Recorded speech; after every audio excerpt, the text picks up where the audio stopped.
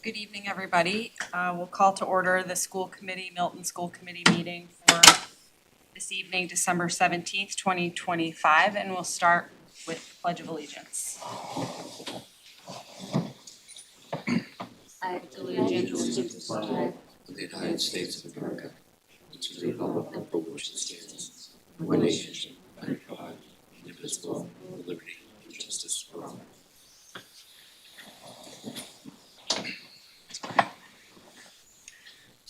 So Chair Serio is unable to be here this evening, so I'm just stepping in to help run the meeting. And the first thing is to approve the agenda for this evening. Does anyone have any changes to the agenda? The only thing I noticed was possibly postponing the approval of minutes to our next meeting. Anything else that we want to change or postpone?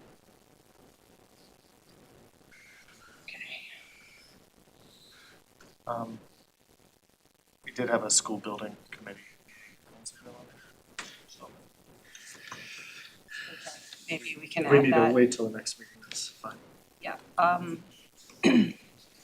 make a note of that and we can add that when we talk about next meeting agenda items. All right, so the first item will be our public comment. The portion of our meeting we set aside to hear from members of the community who would like to share their perspective with us. For our policy, we set aside up to 15 minutes to hear from members of the community for up to 3 minutes at a time. And people can join us either in person or by Zoom. I think we have a couple of student representatives here who will be introduced momentarily. I don't see anyone else in person for public comment. Are either of you hoping to speak to public comment? We'll hear from your report shortly. Okay, is there anyone online? If you're online and would like to speak, can you raise your hand, please?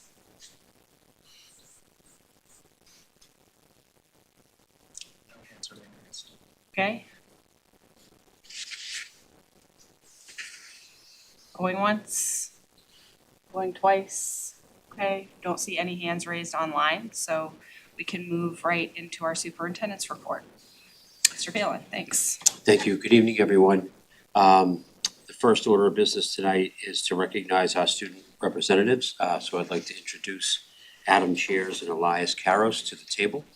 While they're approaching the table, I'd like to let you know that Adam Cheers is a junior serving his third term as a representative to the school committee at Milton High. Besides this role, he is involved in debate, writes for the school newspaper, and plays tennis in the spring. Well done, Adam. And Elias is a senior who is serving his fourth term as a student representative to the school committee for Milton High School, and he is in the class of 2026. In addition to his role, he is involved in the Tri-M Music Honor Society, plays violin as a concert master of the school orchestra, and is an officer of the Latin Club. So gentlemen, welcome. You're welcome. So, first I would like to discuss our recent events in our music department. Recently, we've had 2 concerts, one with our big ensembles, our big orchestra, our concert band, and jazz band, and our chorus. And then we also had the extracurricular concert the week before. And those events saw turnout we could have never imagined. The community is so enthusiastic about the arts and music, especially around the time of the holidays. And it was so wonderful to perform there, as I'm involved with the orchestra, and to see the joy on everyone's faces. Everyone was just so delighted with, our music, and that was so great to see. And then, in addition, we have this week and going on into early next week, for these final last few days, we have at school ensembles are performing in the foyer of Milton High School, in the lobby of the auditorium.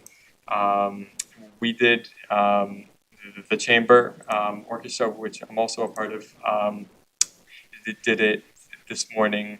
And that, of course, spreads a lot of holiday cheer to the members of our community and our high school and our district. Everyone, were standing there, sort of watching us and appreciating all of our hard work. It brought a smile to all their faces, and I think it's such a great reminder of the community that the arts, particularly in our district, creates. And I think it's such a special thing, and I'm so grateful that we have it. Thank you, Elias. In addition to that, the student government has been hosting events to promote a positive school spirit. This included our Spirit Week at the end of November and the pep rally that welcomed in the Thanksgiving break. Shout out to Elizabeth May, our senior class president, and the football captain, John Gelly, for emceeing the event. Students enjoyed the pep rally, which had events like tug of war and a relay race. And also on Thanksgiving Day, Milton won its 105-year-old tradition of playing Braintree 31-0. So go Milton Wildcats. Some things on the radar, the student government is hosting a Sweetheart Dance in February that will bring together all 4 of our grades. This is the first time we're doing something like this, and it will be a gigantic fundraising opportunity as we look forward to the spring. Wonderful. And then just last Friday, we had a great conversation in our monthly meetings as school committee reps, along with Superintendent Phelan and Member Bauchu. We discussed, the graduation requirements. There is now a question about, the world language. Should that be a requirement or not? The state legislature, of course, then passed the bill about the cell phone policy. So we are now back to discussing and researching the solutions to the problem that other districts have implemented. And we are looking forward to getting some student feedback from our own peers and from staff and from parents. And we are very excited to report back and to make some positive change. Awesome. And finally, in this season of gift giving, I wanted to share with you the latest edition of The Elephant in the Room, which is our student newspaper. So this will make its way around the table. And I think this shows some of the ambition, the diverse talents of the Milton High School student body. So we hope you enjoy that. And we'd welcome any questions you have or anything you'd like to put on our radar to share back with the larger student government. Thank you both so much. I just had a question on the process for the cell phone bill. As you said, it's passed the Senate, it's going to the House. It looks like it will pass the House is the current estimation. And I think they're looking for implementation for next school year.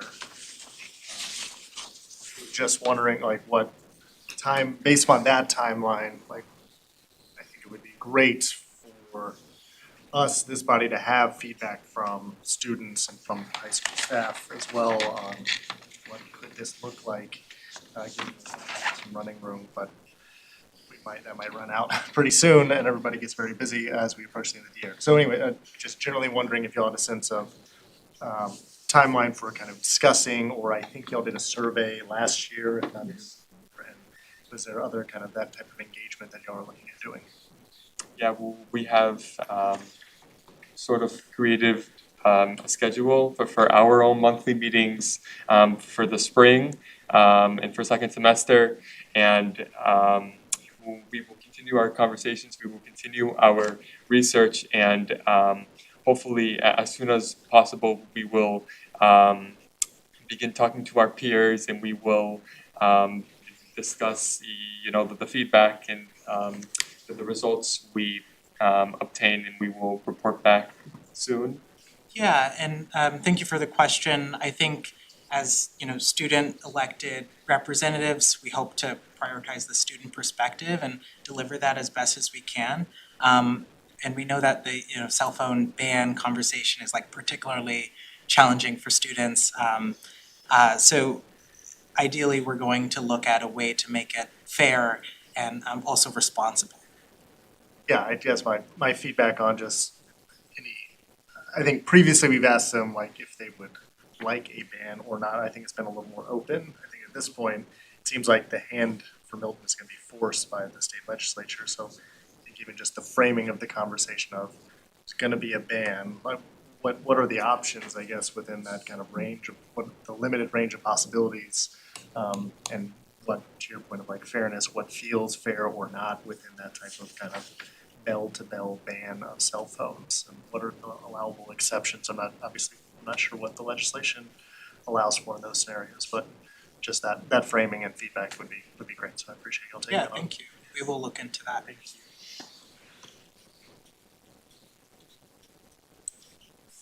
Those are great suggestions, and we'll definitely talk about that in our school reps. We also talked about how we want to make sure that we first see the law, what actually gets passed, because it might not be.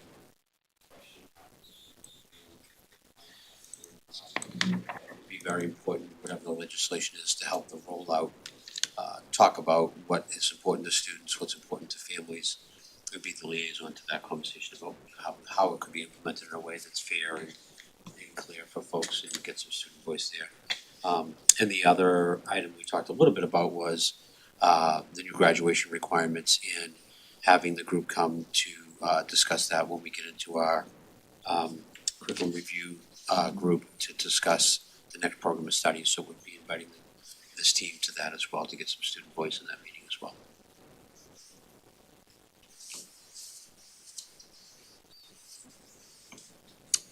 Thank you very much. Thank you. And thank you for the music in the morning. It creates a great way to start our day when we hear you guys playing in the morning. Happy holiday. Thank you. Hi, thank you. Time, bye.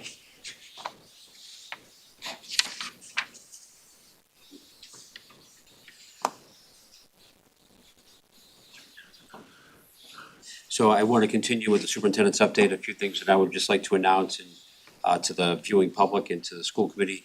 First of all, we did not meet on December 3rd.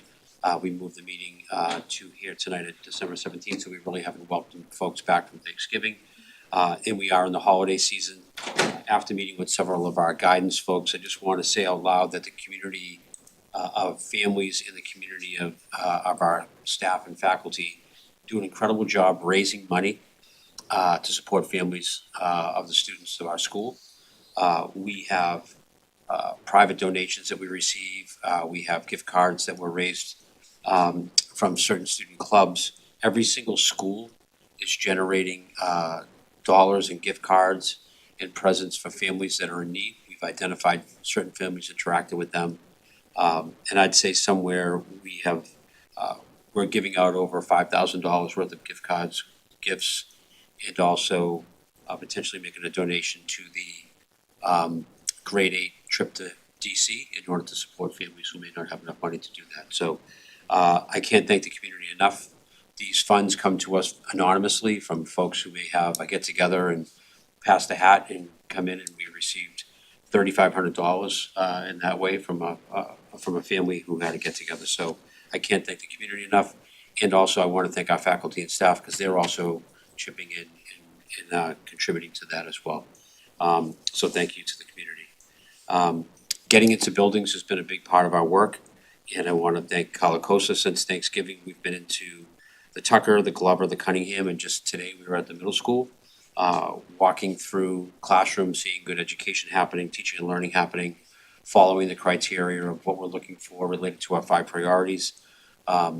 And I can only say and continue to say that we're seeing excellent things related to Tier 1 instruction, people using data to inform their decisions related to teaching and learning, rigor, supporting students.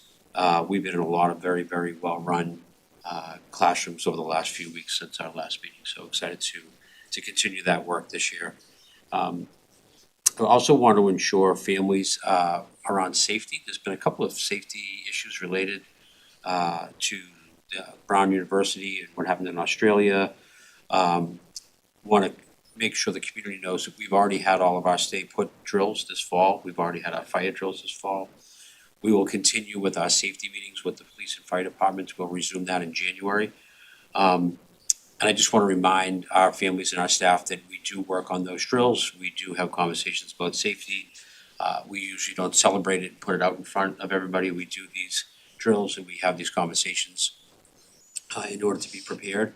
But this being in the news every night, I want to assure our community that we do have those meetings and we'll continue to lean on our safety and first responders in the town who've been incredible partners with the Milton Public Schools.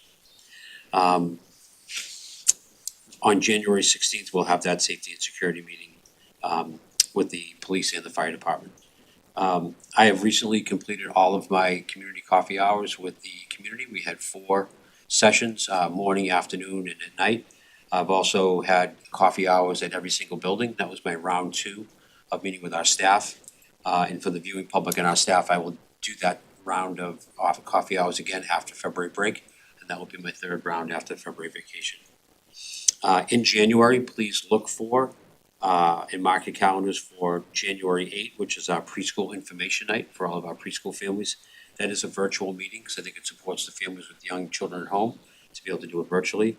Our kindergarten information night will be done virtually as well, and that will be on January 15th, and these will be all on the website. And our grade 1 information night, which will be in person at Milton High School, will be March 12th. And lastly, I would like to say thank you very much this holiday season, and I hope everybody has a wonderful next few weeks as we prepare to end the calendar year. So thank you very much. Thank you very much. Does anyone have any questions? Okay, thank you very much, Mr. Phelan. The next item looks like the 24-25 annual report, which we've previously reviewed, but we will now be taking a vote to approve it.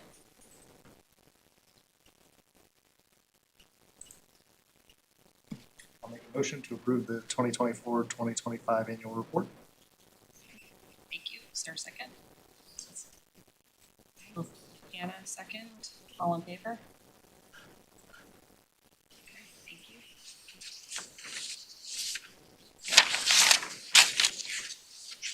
And so the last item under the superintendent's report this evening will be the discussion of the draft calendar for next year. Thank you very much, Chair Carroll. So with the policy voted last year by the school committee, the calendar, the holidays that are represented on the school calendar rotate each year.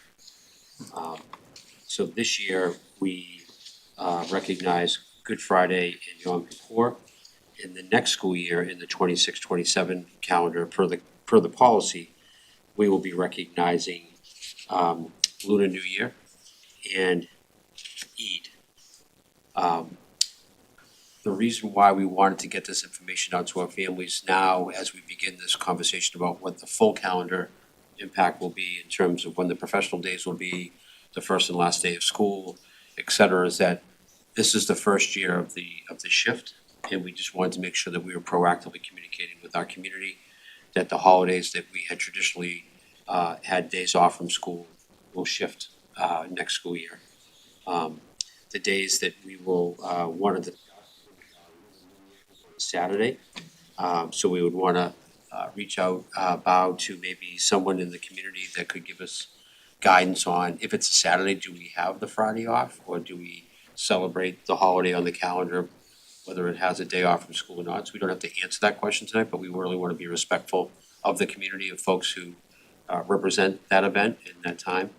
And the second holiday is on March 9, and that's recognizing Eid. So those will be the 2 holidays, which means we will not be recognizing any other holidays with days off just those holidays that are federal holidays.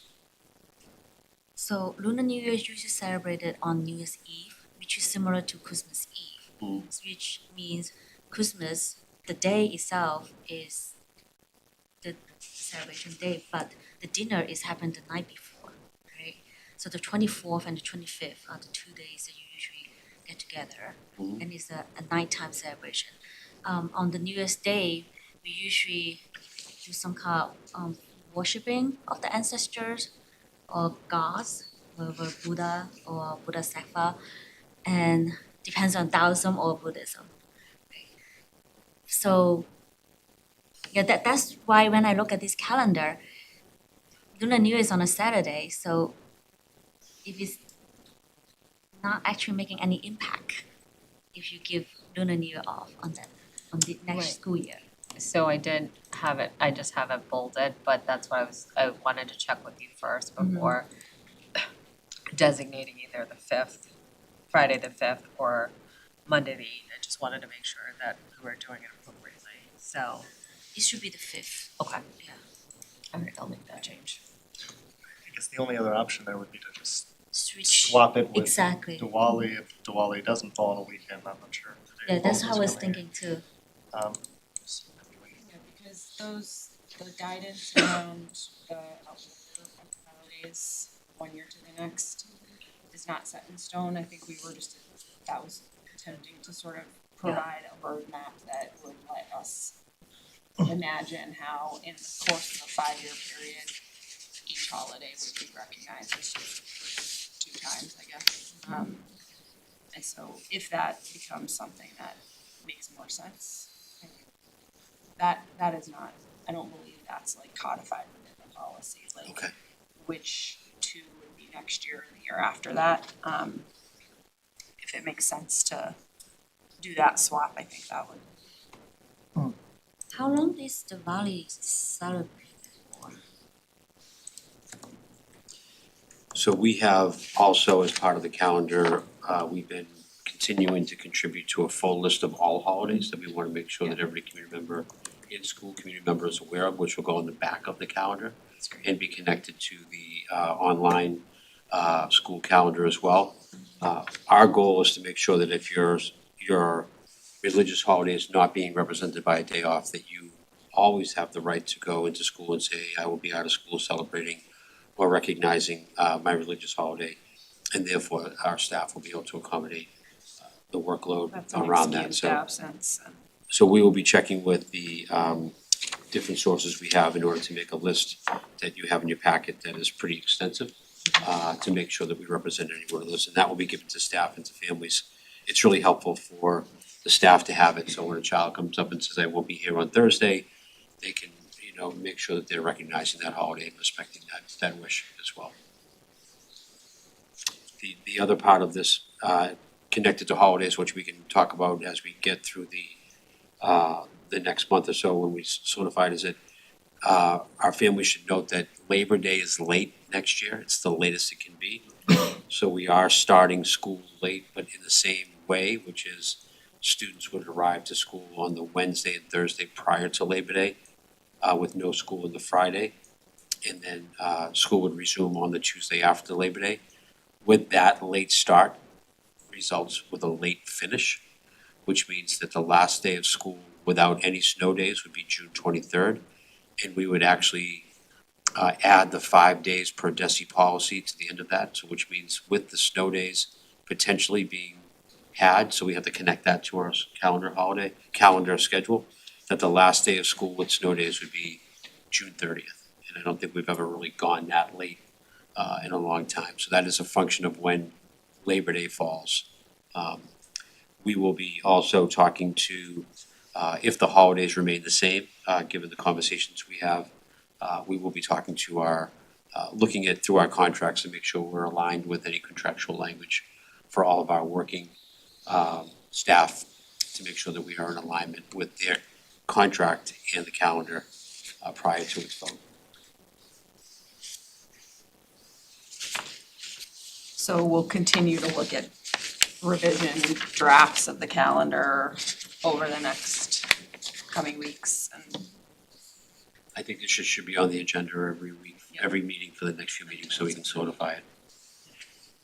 And I just have dates for 2030 and 2031 just highlighted, just so we have 5, you know, as we just kind of extend on that. Thank you, Anna, for creating this. Thank you.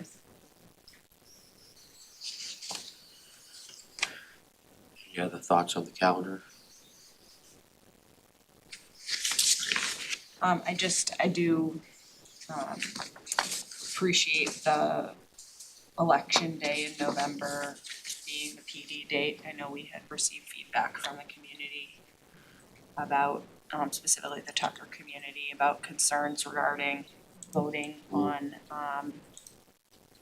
school days and various implications. So I think that makes sense, especially on a,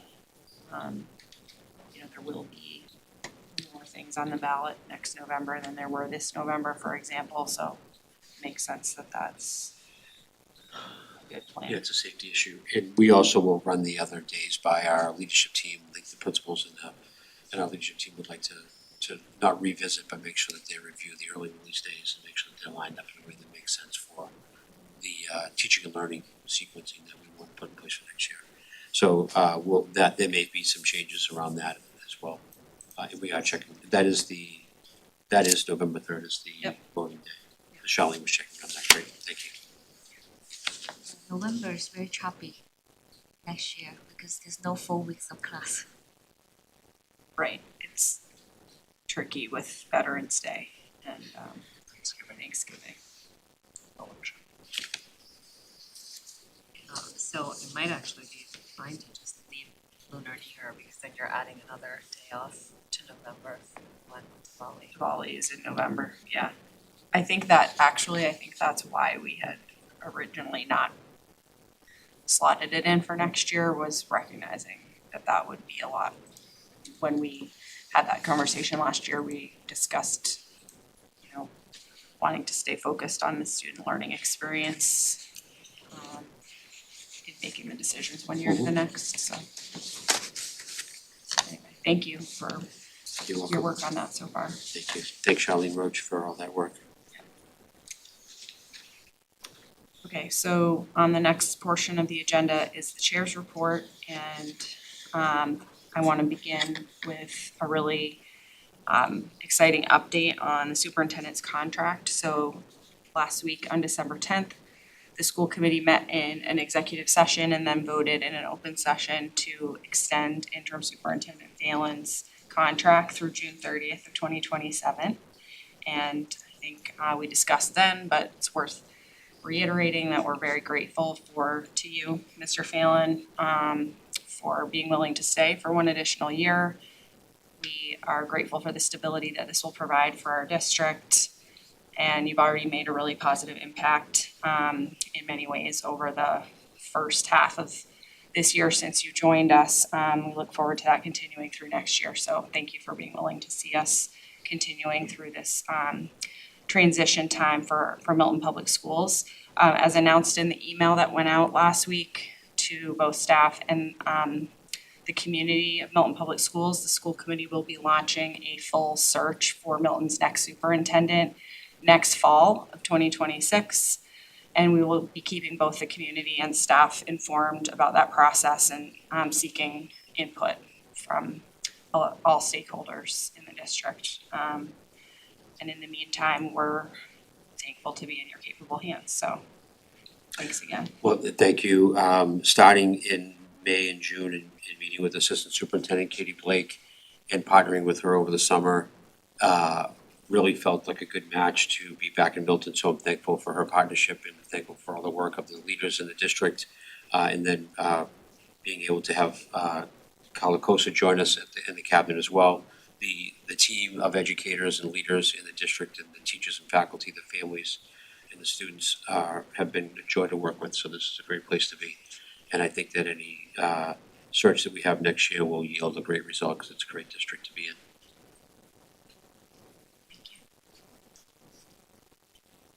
Thank you.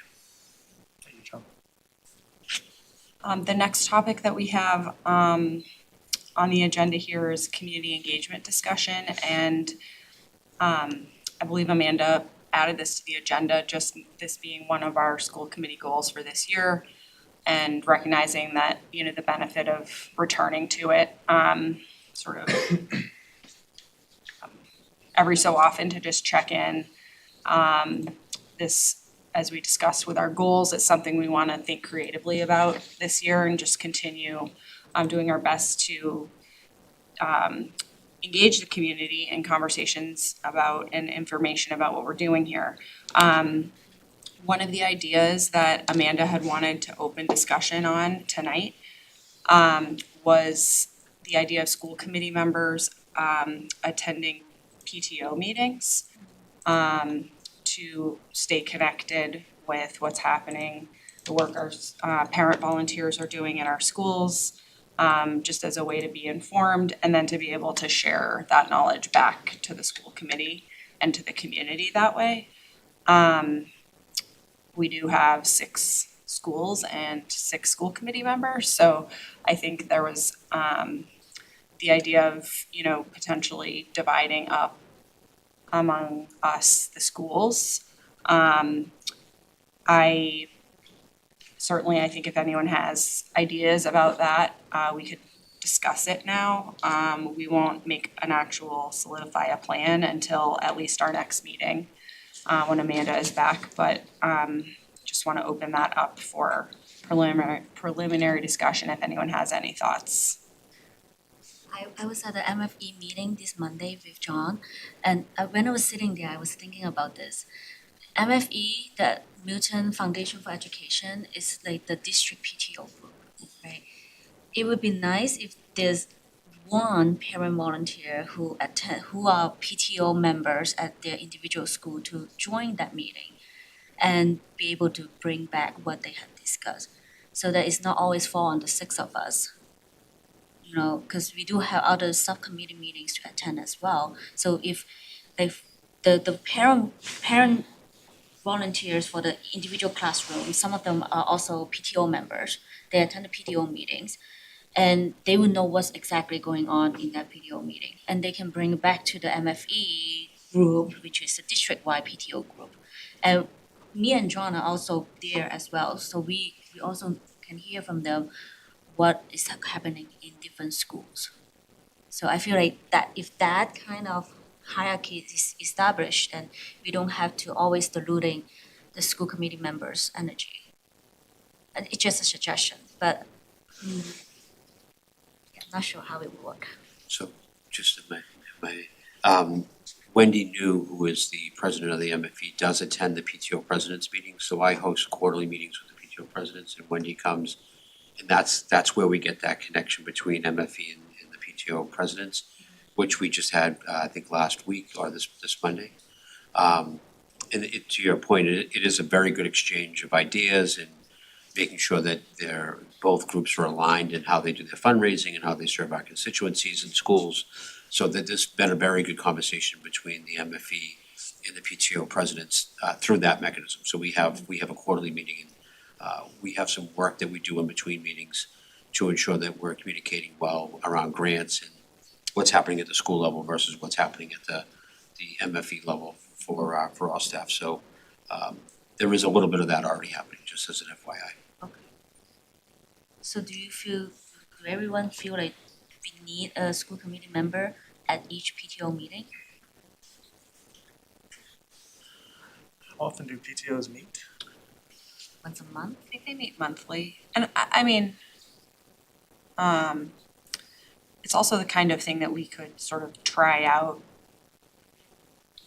You know, we don't have to do like an all or nothing thing. It might not need to be that school committee members attend every PTO meeting for a given school, but maybe, you know, try to go a few times a year or something like that. I really hear your I mean, it's true, like school committee members already attend a lot of meetings, so that's definitely, that's a real aspect of it, but I think one of the thoughts was if each school committee member was a liaison to a school PTO, that you didn't have to go to every meeting. But if they had a question they could call their school committee liaison. Or if they had an important meeting that they would like to have a school committee member or representative at, you might end up only going to one meeting across the course of the year, but you would be their contact. And sometimes the school committee might be distributed. Maybe I have a high schooler, I have a Glover student, you might already have that kind of assignment by the fact that your children are already in that school. But just so they may enjoy, and I haven't talked about this with the PTOs, but they may enjoy knowing that they can always call, our liaison is Lizzie. You know, Tucker calls Lizzie, or the high school calls Anna, or the middle school calls, just so they know they have a contact in a direct connection. And it may not require people to go to every meeting, or maybe even not any, but just to be connected to a school as a communication channel. It's a good way to think about it. Makes sense. Well, we can keep discussing this at the next meeting. So we're not deciding anything right now, but just wanna sort of put the idea out there. Should we all Mark. take our schools while Amanda's not here, and then we can Well, let me add one more thing is that Okay. other than the PTO group meeting, there's also DIB meetings. Yep. So like how do we choose and pick, right? And that's why I really like that you're already doing the meetings with the PTO presidents so that you know what's going on with different schools. So when we are meeting with MFE or right here, you are the person who knows all the information.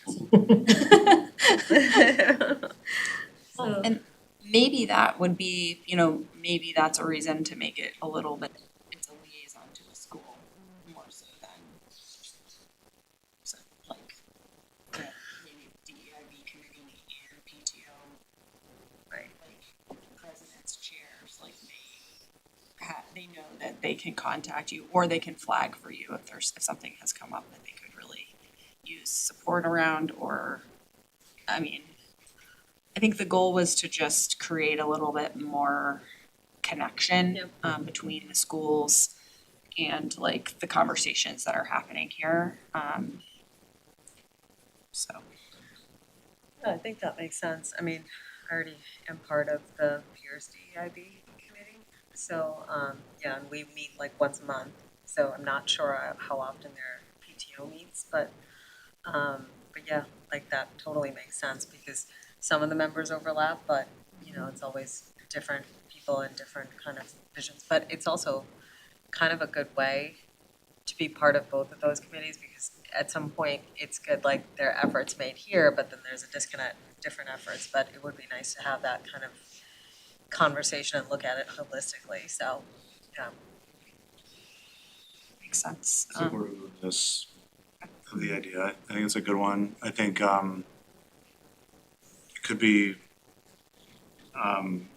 each of us are connected to different schools by virtue of the fact that our kids have gone there. I think it could be useful to be a liaison to a school you don't know as well. Yeah. Might actually make the role of your being a school committee member liaison easier. Versus like if I'm the liaison to Collycott, that feels complicated actually. Right, so you have your parent hat on. Yeah. I was thinking the same thing.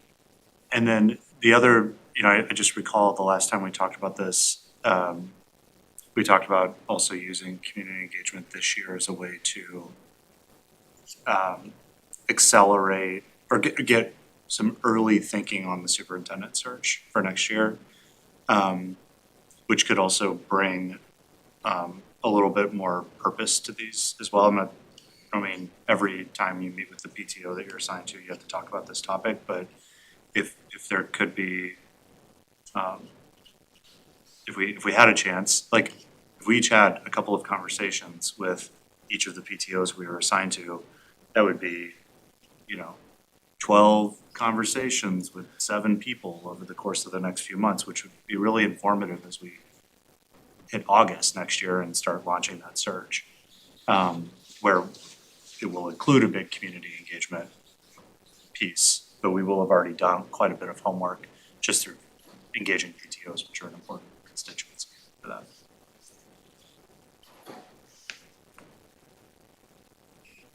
pretty much agree.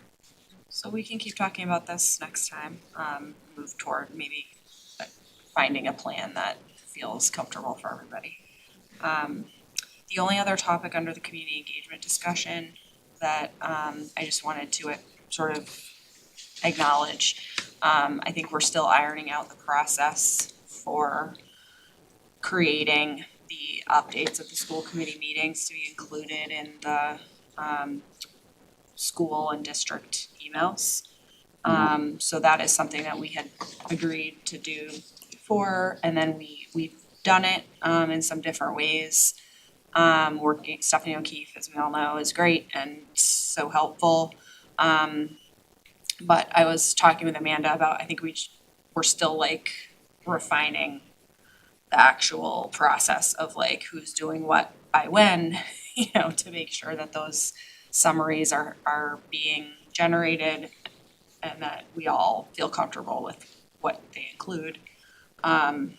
So I just wanted to, you know, name that because I think we're making good effort and good progress on it, and it's something that hopefully we can lock in a little bit more as a routine in January. Does anyone have any other thoughts on the topic of community engagement that you want to put out there now? Again, we'll be coming back to it. But I think these are, you know, these are good ideas and actionable things that we can keep working on. Okay, so if we're ready to move on to the next topic, it would be the finance subcommittee report. Give me a short one. Not really. All right, FY 27 budget is the first thing. We talked about that today. We got some additional information, which I sent out to members from the town administrator on the town's financial expense and revenue forecasts. We've not had the opportunity as a committee to talk with the town administrator since October when we had the initial meeting. So this information is kind of new. Provides some more, concerning is the right word, but some more modest revenue forecast increases, which could have implications for the school department budget. So we have actually shared kind of the level service budget with some of the school departments, some reallocation ideas to keep us to kind of within the level service number of 5.2%. They did talk about this at select board last night. And so there appears to be some additional work that the town administrator is doing to kind of finalize some revenue forecasts, finalize some expense forecasts, specifically also health insurance, and then some stuff we need to do to just understand more what those forecasts are and what the implications are for our budget. So we have not moved to, you know, if you look at the FY 27 budget timeline that was shared previously, we were right now at the place of around to budget. We do not have that because we just don't have enough information. The town administrators expressed kind of being open and working to schedule a meeting the first week back in January, either that 6th or the 7th. So we'll share that out once that's finalized. I hope to get some more information there. And then the finance committee is meeting again on the 14th, where hopefully we can take some of that information. Katie, John, the team can bring back then on the 14th some adjustments to the school budget, FY 27 school budget that is in line. The town administrator's updated forecasts are looking like. These are kind of drivers outside of the school department's control, which is how we coordinate with the town, given we are still one budget at the end of the day.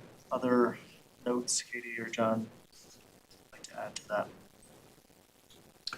I would really like to thank Katie for providing the overview and I think back in November, creating the budget at the high level at the 5.2% and going through it cost center by cost center with the original direction from Town Hall.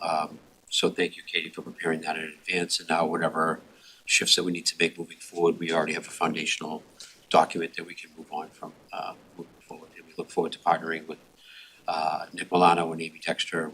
Katie and I will be meeting with them on Monday to take another look at the numbers, and we'll be reporting back to the school committee with that as well. Yes, always thank Katie. Goes without saying. Should be said.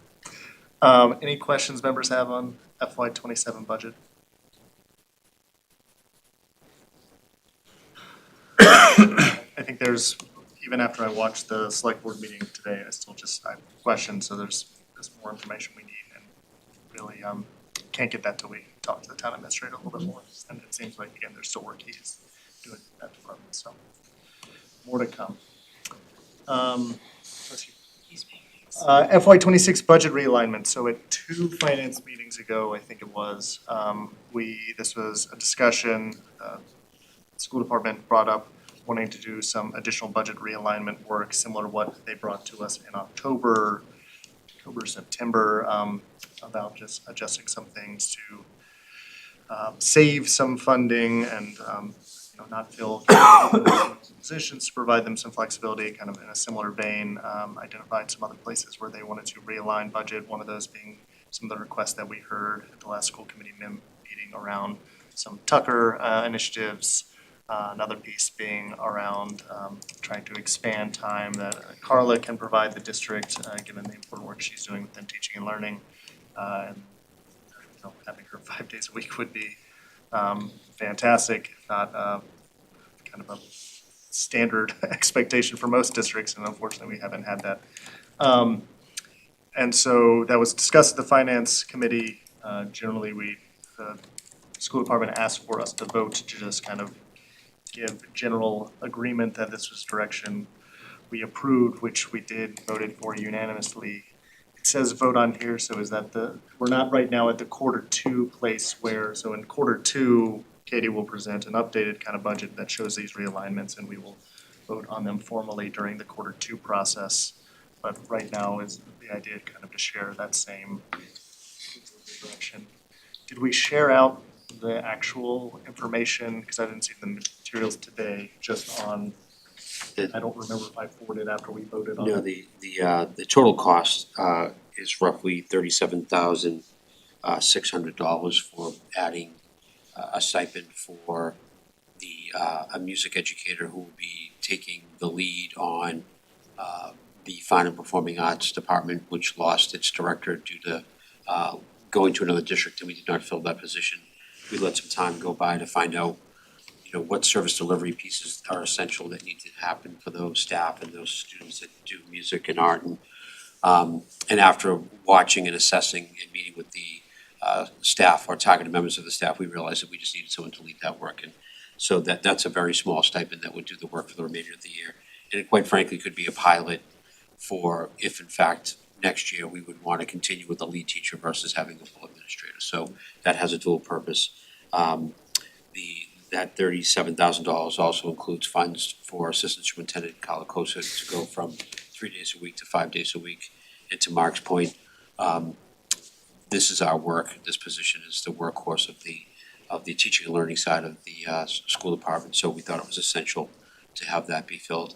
And for the public to know, when they say, well, where are they getting that money? How does that work? We did work really hard in August to not fill certain positions that we felt we could go 1 year without, in order to create flexibility for the year and meet the needs of the district in different areas if we needed to. And so these are 2 examples of us assessing what the needs are and using some of the funds that we saved in August during fiscal '26 and expending them in a different way to support the district. There may be one more lead teacher-like position that we might come back to the group for. We've been doing the same assessment for our educational technology role. AJ Melanson was in that role for about 5 years, did a lot of good work for all of our teacher and student-facing technology work. And also all the AI work, and we had a tech committee that was contributing to that. We're really discovering as the year goes by that there are service delivery pieces of that work that needs to be monitored, supervised, and led. Some of the work is just being distributed naturally across the teachers and the folks that do that, but we need someone to be in charge of a certain part of that work. So we have already had a couple of meetings and we're trying to figure out what that targeted work would look like. But it would similarly be a lead teacher role that could be roughly $5,000 for the remainder of the year. It's more about respect for the work being done by folks who are taking on extra work more so than the actual dollars. $5,000 is not that much money for the amount of work that whoever takes that role on would put in. So that would be one that would be maybe coming down the road. We're still doing the assessment. But what we presented to you is about $37,000 for finding performing arts lead and 5 days a week for our assistant superintendent. And that will be in the Q2 and voted in the Q2. And the second quarter closes on December 31st. Any questions members have about that direction? If not, I don't have this language in motion, so I'll try and wing it here. I'll make a motion to, for the school committee to support the direction of the school department in realigning budget to address the priorities as discussed here tonight by the superintendent. Is there a second? Thank you. Any further discussion? All in favor? Thank you. Thank you for your work. Thank you, Carla, too, for Excited to do being it. with us more. Item C is community schools summer program fees. This is also something we discussed at the last school finance meeting. School department's trying to get this information out a little bit earlier than other fees, given kind of the registration for the school, or the summer program happens sooner than kind of the rest of the fees for next school year. Are there materials within the folder? Yes, that works, yeah. So they uploaded a copy of kind of the presentation that the director of the community schools program kind of walked us through, highlighting some of the financial gaps within the program from last year with the expansion of Camp Tucker and some other things. And essentially, the goal here is to adjust the fees in order to have them align with expenses, so it is a self-run program. At this point it has been, but it has pulled from the kind of reserves in the community schools more than we would have liked it to, based on the operations last summer. And so raising the fees helps address that and ensures that it's not something that will continue into the future. And then there is information that's nice enough to provide on just comparison of costs for Milton community schools programs versus other summer camp programs, and how we rank within there, and how the fee proposal still has us ranking line. Programs very competitive. Any further information you'd like to share on that? I don't want to share the finance side of it. I could leave that to Katie if she would like to comment on the fee increase, but Martha Sandoval is a true professional. She runs the Milton Community Schools at a very, very high level. I'm very impressed with her attention to detail, care for the students and the staff and the programming and the quality of the programming that she provides. She has worked closely with Katie to really go through the exercise of making sure that the fees that we're charging are not only as low as we can do for our families, but high enough to make the programs work. So this past year, the summer of 2025, was the first year of our Tucker Community School programming, which is an expansion from the traditional Cunningham-Collycott site that has been operating for years. And they got the word out a little late, so her request to get the fee increased in December in order to get the word out to the Tucker community, starting already through January. She believes, even with a slight increase in the fee, but the advance notice for folks to be able to choose the program and sign up early and secure a spot will increase the enrollment. Between the enrollment increase and the slight fee increase, we think it will come back to a more reasonable cash flow perspective for community schools to offer programming over the summer at both Cunningham, Collycott, and at Tucker. So again, thank you for Katie for supporting Martha, and Martha does a terrific job for the after schools and the summer programming.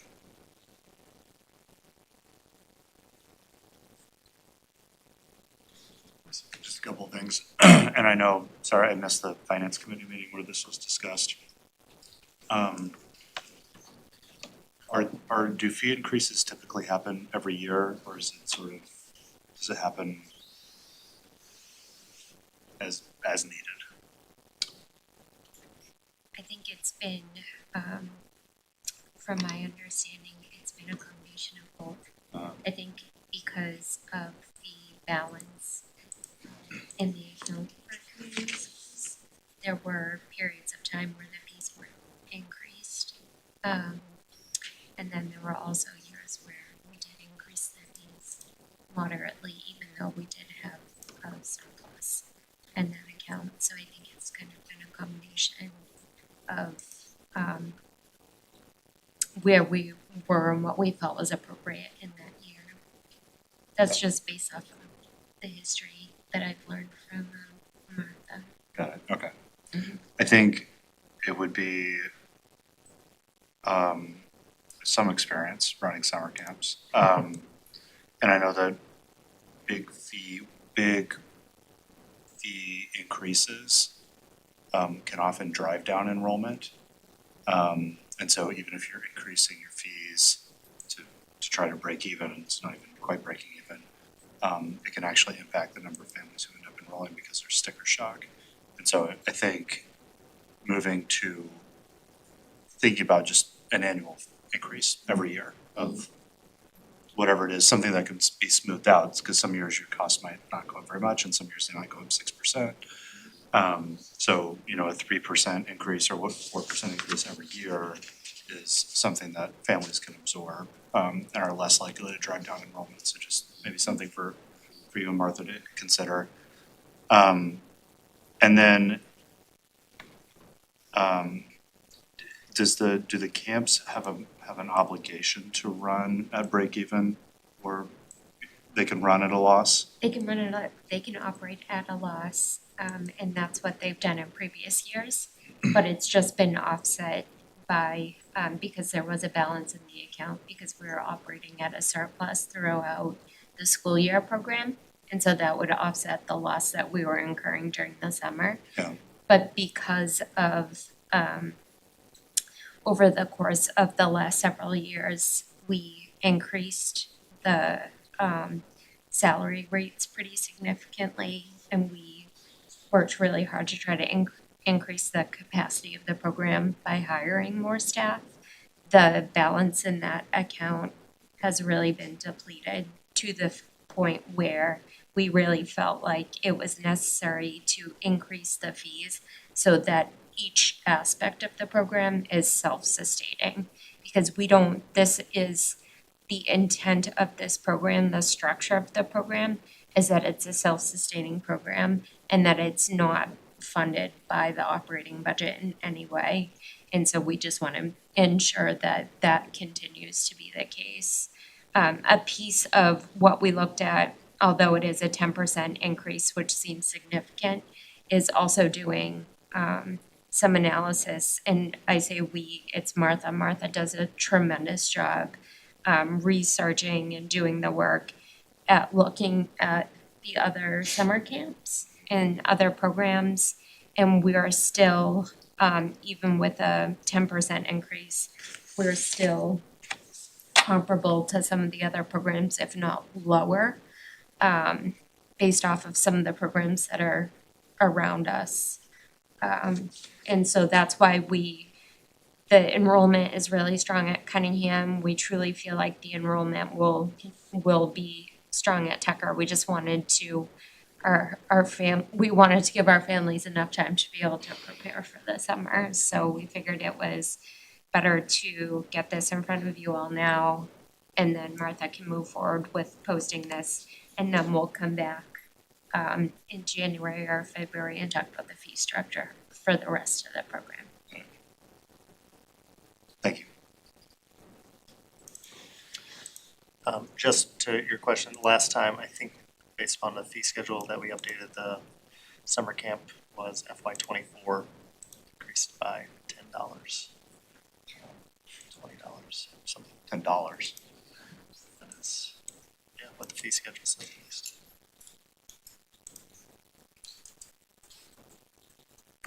I just want to highlight something that Katie mentioned, that we will be coming back. Right now, we're targeting the February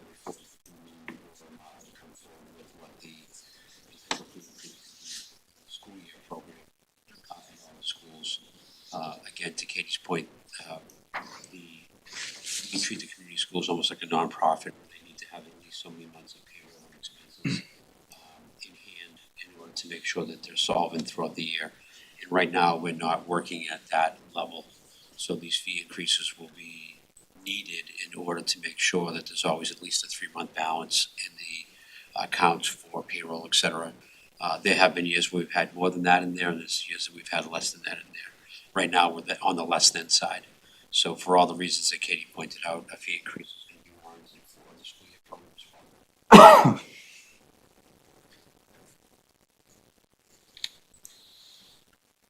Any other questions members have about this?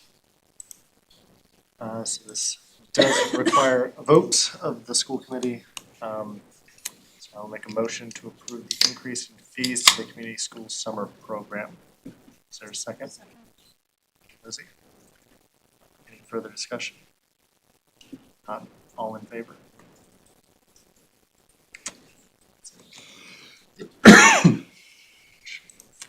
Last piece is the approval of the vendor warrants. I have signed. This number is not right in the motions, so I need to figure out. Share, I can do 22 as well. We have vendor warrant 23 and 24 that I just signed tonight. Give me a second, I'm sorry. We don't need y'all to vote for them anymore, but I do need to just share the numbers. We already did 22 last time, but apologies. All right, I signed vendor warrant 24 dated 12/18/2025 in the amount of $703,504.47. That was shared out with everybody. I signed vendor warrant 23 and dated 12/11/2025 in the amount of $423,024.36. That was shared with everybody, just to be safe. Vendor warrant 22 dated 12/4/2025 in the amount of $472,231. That was also shared. That one we might have missed because of the last committee meeting we didn't have. Thank you, Mark. Of course. Next, we have policy subcommittee, Anna. So policy is not meeting for December, so we will have our next meeting in January. Unfortunately, we just had some scheduling conflicts. But you do have the draft version and the final version of policy IHAMD, which is the wellness policy, in your folders.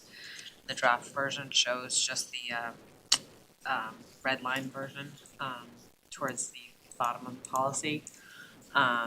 So just a few minor wording changes before we submit this. And obviously it's a second reading and a vote for tonight, so final policy is also in your folder.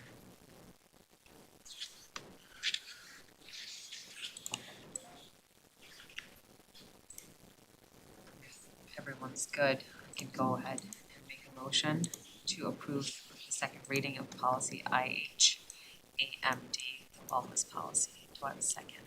Second. Thank you. All in favor? I'll give it to you. Awesome. Thank you.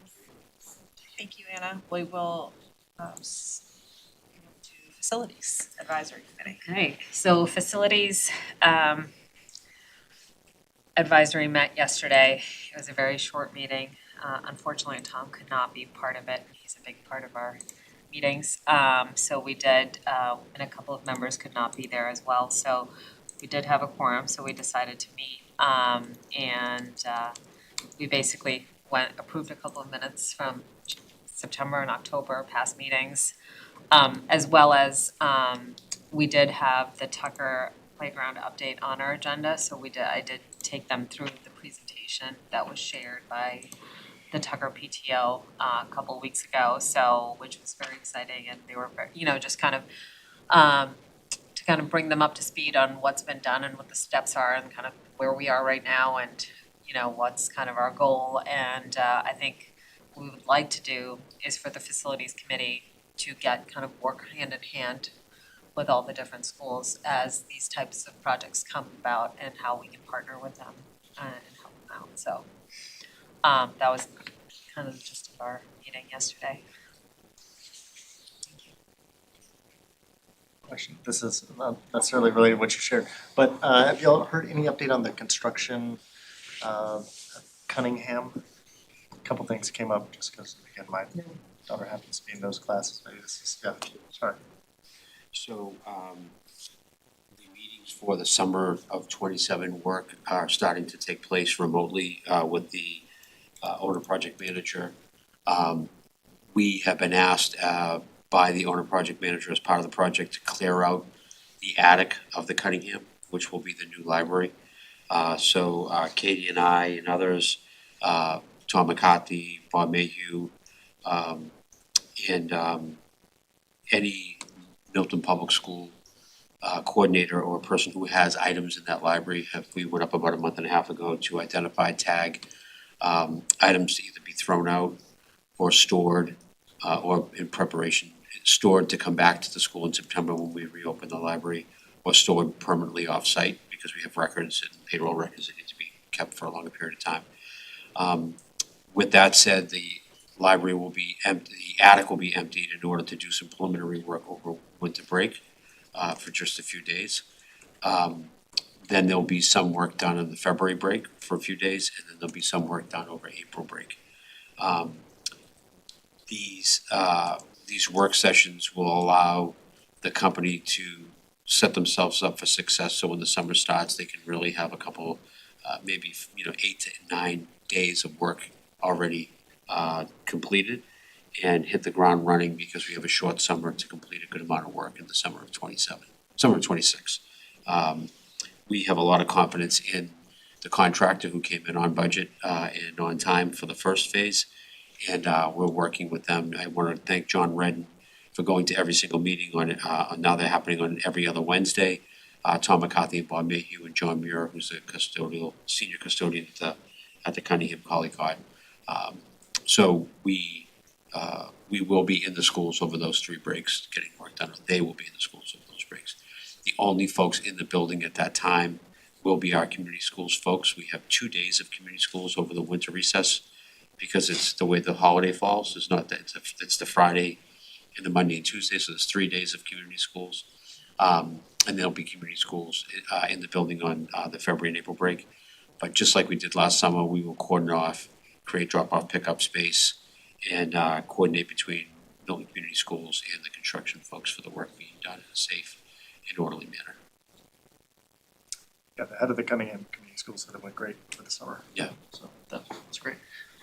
Question I had was actually more on the punch list for the work that happened last summer. Does it seem like the lights, right, the construction lights are still in, not the permanent lights, that they don't have cubbies or Yeah. places to put their coats, bags, or even temporary places for those things. So just like, what is that? So we've had 2 sets of cubbies arrive at the Cunningham School and 2 sets of cubbies sent back from the Cunningham School back to the vendors. The third version of the cubbies arrived today. All 9 sets will go and be installed probably in the next 2 weeks. The students and the staff have waited a long time for those to be put in place. Principal Redden, again, has been very, very, very much the advocate of making sure that it's been done in an orderly way. The first 2 were not appropriate cubbies. I don't know what's an appropriate cubby and what's not an appropriate cubby, but we did not get what we had ordered, so we wanted to make sure we got what we had paid for. So the lights are supposed to be remedied, and I don't have a timeline for that. For folks who don't know, they do feel like a construction light because they are hanging down in a way that they're not recessed into the ceiling in the way that we would want them in a classroom. It's certainly okay for a limited amount of time, but when you have, young students at the elementary level with something hanging over them, it becomes a little distracting and potentially something that we would prefer it to be temporary and moved into the permanent lighting situation. I don't have a timeline on that, but I can get one to you. So the last update that I had received was that the materials were in, and the electrician was planning on completing the work this past weekend. And so we just need to confirm that that work was completed, but hopefully it's complete by now with the lights. Is there any other, beyond the cubbies and lights, is the only time I'm aware of any other punch lists? No other. Thank you. You're welcome. And just in the thank you department, Nick Milano, Katie, Tom McCarthy, Bob Mayhew, John Muir, all those folks on the facility side of the work and the business side of the work have really worked hard. And they've been very helpful with also with furniture and different things that were needed as we began to see what the spaces needed in order to operate effectively. And all those things were secured and put in place. So with these last two things being tied up, that floor will be done. It'll be really exciting to see the library in place after the summer of '26.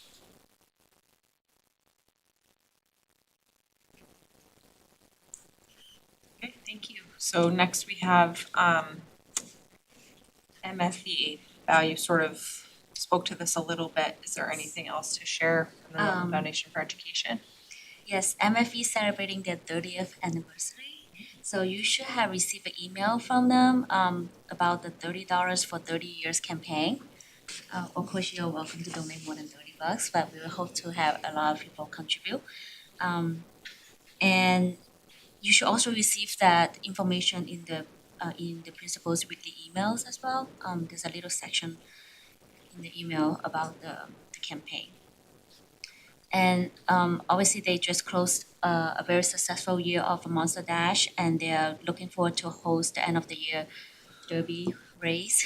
That is going to be celebrating the Teacher of the Year on May 2nd, 5 to 7 p.m. at the Blue Hill Country Club. So you're welcome to attend as well, and they would love to have your attendance. They are continuing to looking for more volunteers to join their team as members, but especially as a treasurer. So if you have anyone listening or watching who have financial experience, please consider. They are also busy in January. The application for grants is closing on December 30th or 31st. Currently, they have received 22 applications, but and from all 6 schools. However, they haven't received any application from Tucker and Glover, so we would like to shout out to the teachers at these 2 schools and try to put your applications in before the deadline. And that's pretty much all we have discussed about. John, do you have anything to add? Yeah, the grants, we, after that meeting, I sent an email to all the principals with all the grant application information that they turned around and sent to their staff. So we're hoping to increase the amount of grants across all 6 schools, but make sure all schools are represented. And it's very impressive that the MFE can continue to support the classroom and school buildings through their grant process. Teachers get really exciting things, and we're working with the PTO and the MFE jointly. What we really want to do, or what I'm proposing that the school department needs to do, is really take a look at what they're funding and make sure that whatever they're funding that should be purchased within our budget, that we take that on and do so, because the MFE should be enhancing the program in Milton Public Schools, and each individual PTO should be enhancing what's going on in those schools, not supplanting the things like textbooks and things that should be taken out of our budget. I think that they are relieved to hear that, because they're really struggling to make sure that they do the things that would be nice to do and not wanting to expend those dollars in things that maybe the budget should take care of. So Katie and I will be working over the next several years to bring back some of those things into the budget so they can then have money freed up to provide the exciting things and enhancing things. So to Bao's point earlier, the MFE is like the district's PTO. They are looking for ideas, wanting to support teachers in the classroom, and our PTOs are doing the same things in the building. So it's been great to work with both parties to line the work up for them. So we're working in concert with each other and not, unknowingly maybe crossing lines a little bit. And the MFE continues to be, I think I've been involved in the Milton schools for 28 of the 30 years that they have been in existence, and being a high functioning group for 30 years is amazing, and it's all volunteer work. And going to the meetings like we do, they're such an impressive group of people and they're dedicated, so we can't thank them enough. And they're gonna be doing the appeal, so absolutely the 30 for 30. It could be $30, it could be $300, it could be $30,000. Don't limit yourself to 30, it could be 30 and more. So all that money goes directly back to the classroom. So if you get that mailing at home and you're a community member, please donate generously. All those dollars go right back into your public schools.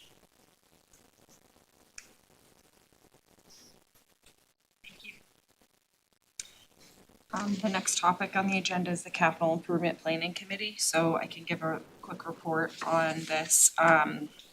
We have had a couple of meetings. We met on December 4th and December 11th. I would like to thank Amy Dexter for all her work coordinating our committee. We're chaired again this year by Richard Wells.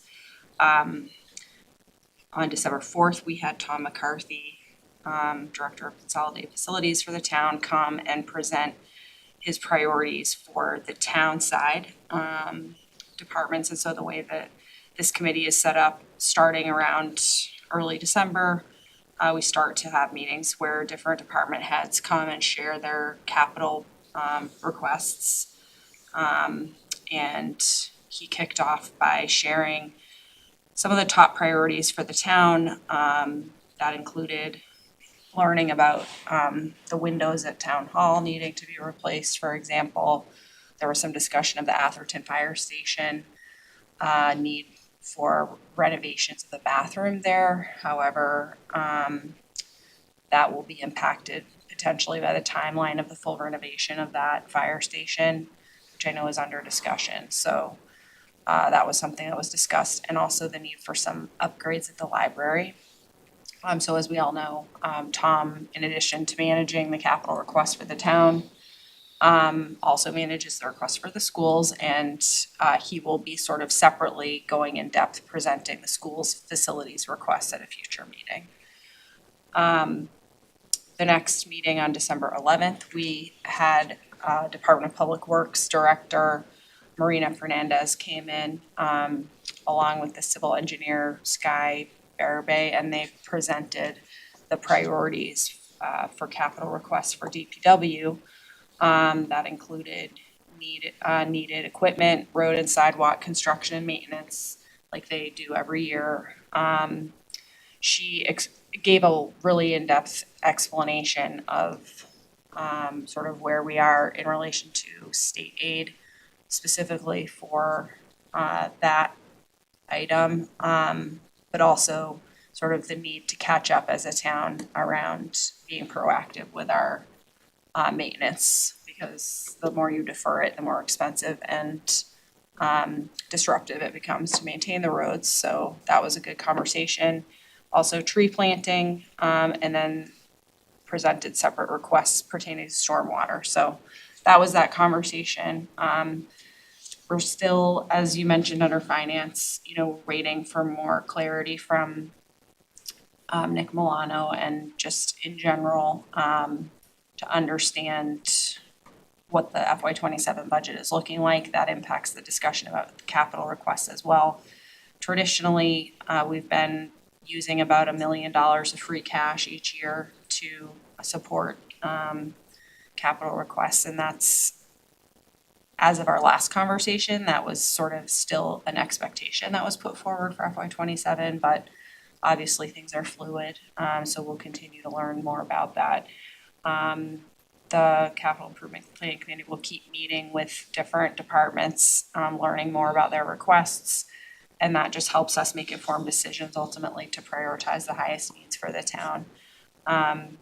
And just to flag at this early stage, we already have discussed, and we know that there will once again be a lot of important needs on the capital side that we'll have to defer to future years. And that's just based on what we can see about the general financial picture. And that's challenging, but it's also our opportunity to make sure we're careful and diligent in identifying the most important needs to fund for next year. So at this point, we were supposed to meet tomorrow, but we're no longer meeting. We will, I think, resume the meetings in January, and I'll just keep you posted.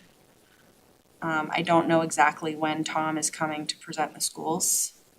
Sometimes the superintendent will attend that meeting as well to answer questions. So I'll definitely let you know if I learn anything more about that. Any questions?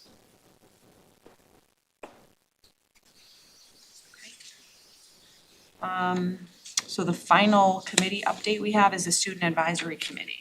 Is there anything more beyond what the students shared at the top of the meeting? That was a great update from them, and I just would like to say I'm really appreciating the consistency of having the student representatives attend to share those updates from their perspectives. It's really a nice way to begin the meetings. Was there anything else that you wanted to share? I think there's one extra thing other than the cell phone policy, the graduation requirement discussion is we talk about the curriculum subcommittee, and we talk about how we will have the students' input and the teachers' input as well, but we haven't had any scheduled meeting. So perhaps we should start looking into scheduling those meetings in January.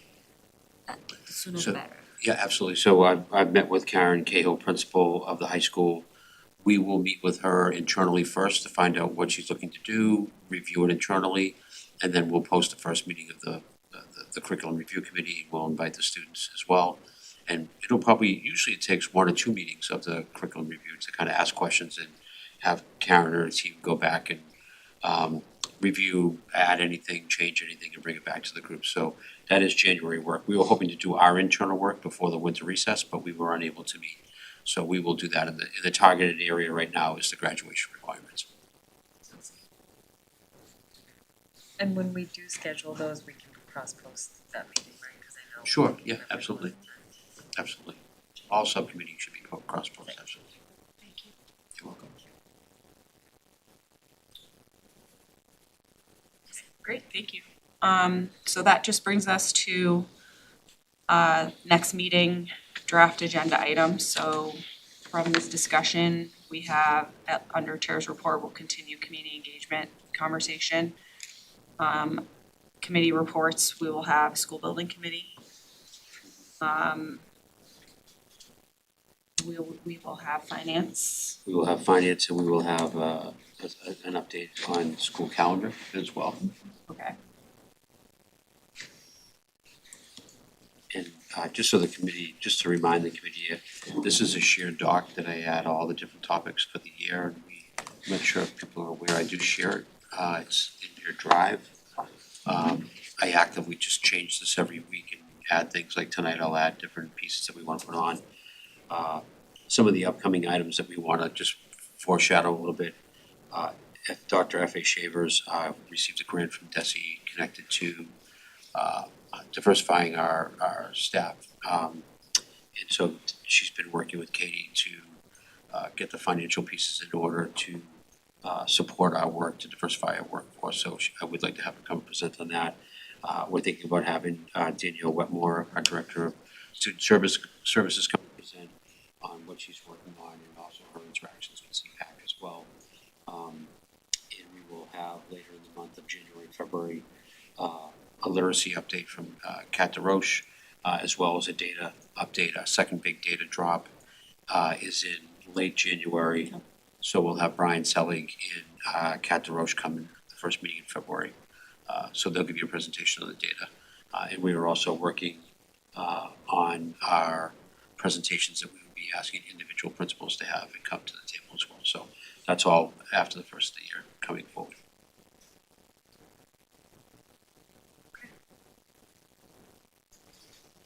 Great. Well, that's a lot to look forward to. In the meantime, I hope everyone enjoys a well-deserved break, especially three of you. And all of our teachers and staff throughout the district. And yeah, just wish everyone happy holidays. Absolutely. Enjoy the time, and thank you very much for your support. We appreciate it very much. Thank you, Katie and Kyle. To adjourn. To adjourn, okay, thank you, Mark, is there a second? Val, okay, all in favor? Thanks, everyone, have a good night. Thanks, everyone.